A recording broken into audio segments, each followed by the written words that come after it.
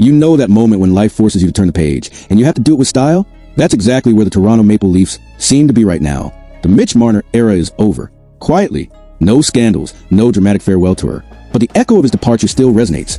In the locker room behind the scenes, and especially in the mental war room of GM Brad Treliving.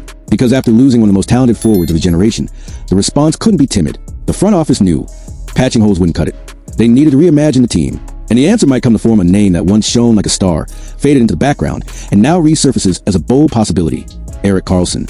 According to Heavy.com, a daring proposal is on the table. This isn't just about acquiring a veteran defenseman. It's about changing the soul of the team. The trade would involve the Toronto Maple Leafs and the Pittsburgh Penguins. And proposed terms say a lot about what both sides are looking for right now. Toronto would receive Erik Karlsson with $3 million retained by Pittsburgh, bringing his cap hit to $7 million. In return, Pittsburgh required Jake McCabe, Kaye Jarnkrok, David Kampf, Nick Robertson, currently unsigned, and a 2027 second-round draft pick. It's a major move, and one that goes way beyond the numbers. At its core, this trade is about identity.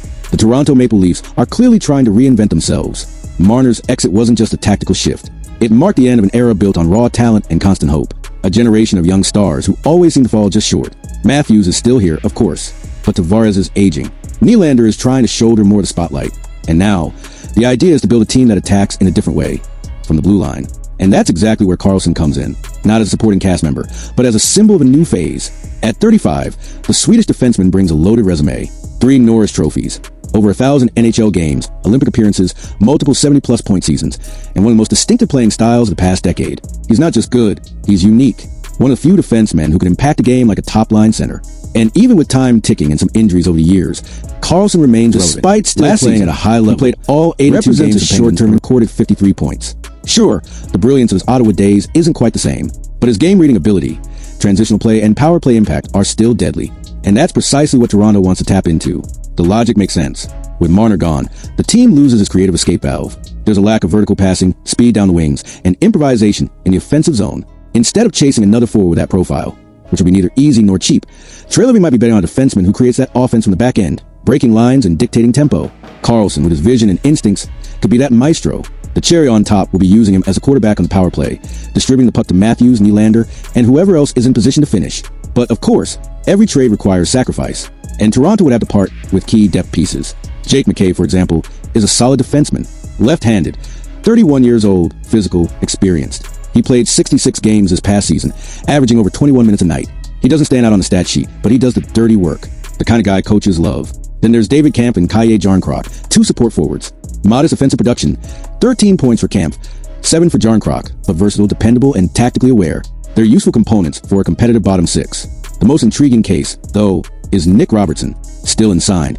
He represents a bet that perhaps never materialized in Toronto. Drafted with the expectation of becoming an explosive scorer, the young forward struggled with injuries, limited ice time, and pressure. His departure won't sting immediately, but it might be regretted in the future if he flourishes in a different environment. And the Penguins could offer that. Kyle Dubas, now Pittsburgh GM, knows many of the players involved. He brought Kampf and Jarnkrok to the Leafs during his time there. He knows their profiles, their strengths and weaknesses that could ease their transition and increase the likelihood of the trade working out for Pittsburgh too. On paper, it looks like a classic win-win. Toronto clears cap space, adds elite talent on defense, and opens up room to chase one final offensive piece.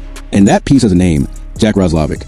According to Elliot Friedman, there's mutual interest between the player and the franchise, but Roslovic, represented by savvy agents, is waiting for cap clarity. This trade, if finalized, could open exactly $4.94 million in cap space to the Leafs, almost the exact amount needed to sign him. Roslovic is fast, skilled, and capable of playing both center and wing. He'd be a versatile, strategic addition, especially if Matthews or Tavares need support in secondary lines. On the Penguin side, the motivation is also clear. Karlsson's glory days seem to be behind him. The franchise needs renewal, cheaper offensive options, and fresh faces. Adding players like Kampf and Jarnkrok, functional pieces, and defensemen like McCabe to stabilize the blue line could be a way to stay competitive without carrying in $11.5 million salary. Plus, gaining a second-round pick helps with medium-term planning, essential for a team still centered around the Crosby, Malkin, Letang trio, but fully aware the clock is ticking. There's also an emotional layer to the move. Karlsson was one of the most beloved players of the last decade, a legend in Ottawa, dazzling fans with his creativity and fearlessness. After battling serious physical issues, including ankle surgeries, he managed to return to form, and now he may be facing his final big NHL mission, to lead, inspire, and win in a city starving for success like Toronto. It's worth noting that Karlsson's potential arrival isn't just wild speculation. According to journalist James Murphy of RG, the interest is real. He wrote, "There's more than just rumors when it comes to the Leafs and Erik Karlsson at the moment. there will likely be salary retention. This is business, and if there's enough interest from both teams and they work out the cap impact and the money, that's what matters. Murphy's take is echoed by other league sources, who mentioned that Karlsson's name has been floated among the Red Wings, Ducks, Dallas Stars, and even the newly renamed Utah Mammoth. But in the end, the Leafs seem most willing to pay the necessary price, both in players and financial maneuvering. Perhaps the most fascinating part of all this is the mindset shift. The Leafs are trading potential for certainty, support players for star power.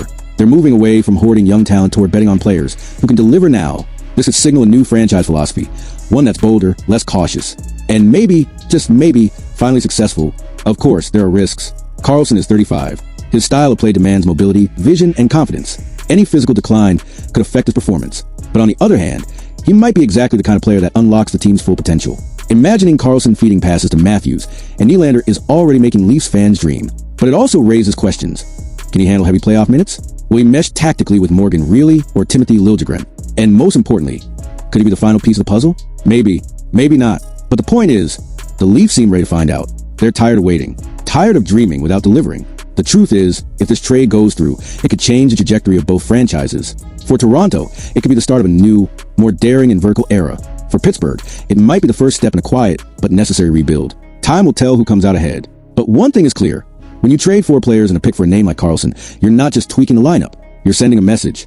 And now I want to hear from you. If you were the Leafs GM, would you make this trade? Would you say goodbye to Robertson, McCabe, Kampf, and Jarnkrok for a 35-year-old Karlsson? Or would you keep the depth and go for a safer signing? Drop your opinion in the comments. And hey, if you're a Penguins fan, weigh in too. Does this trade help or hurt your mission to stay competitive around Crosby? If you enjoyed this video, smash that like button, subscribe to the channel, and ring the bell because the NHL market still has surprises in store. And if this trade actually happens, you can bet we'll be back with another deep dive, breaking down how Karlsson fit in, what it meant for the team, and maybe even analyzing Roslovic's debut. See you next time.